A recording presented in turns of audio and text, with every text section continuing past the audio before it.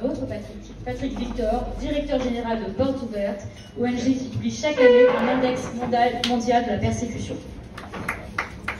Merci beaucoup. J'aimerais tout d'abord remercier la Credo, Patrick Karam, son épouse Samia, ainsi que Jean Maher pour organiser cet événement qui nous semble important parce que nous pouvons donner une voix à toutes les personnes chrétiennes persécutées dans le monde qui aujourd'hui n'ont pas de voix. Alors, monsieur Spinner, je voudrais vous dire que Portes Ouvertes est une ONG apolitique d'origine protestante. Le but, c'est de soutenir les chrétiens discriminés ou persécutés pour leur foi et de fortifier les églises dans les pays où la liberté de religion est limitée. Elle a été fondée en 1955 par un chrétien laïque hollandais du nom de Frère André. Frère André a commencé à faire de la contrebande de Bible derrière le rideau de fer en 1955. Mais en 1980, Frère André a été au Liban. Il était au Liban 2 fois par année pour soutenir les chrétiens au Liban et leur apporter un message de paix. Aujourd'hui, Portes Ouvertes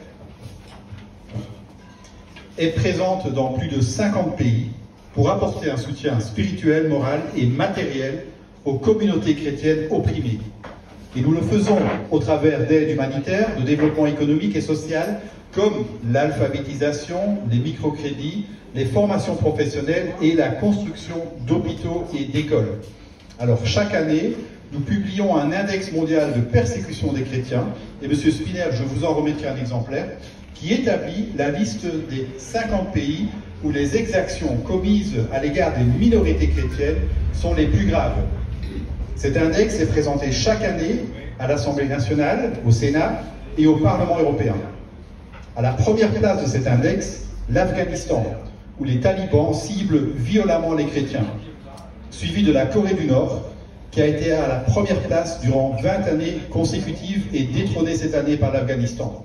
Alors, en Syrie et en Irak, comme le disait Patrick Karam, les discriminations et les persécutions se poursuivent aujourd'hui. L'exode chrétien se poursuit inexorablement. Savez-vous que 4 chrétiens sur 5 ont quitté l'Irak depuis 2003?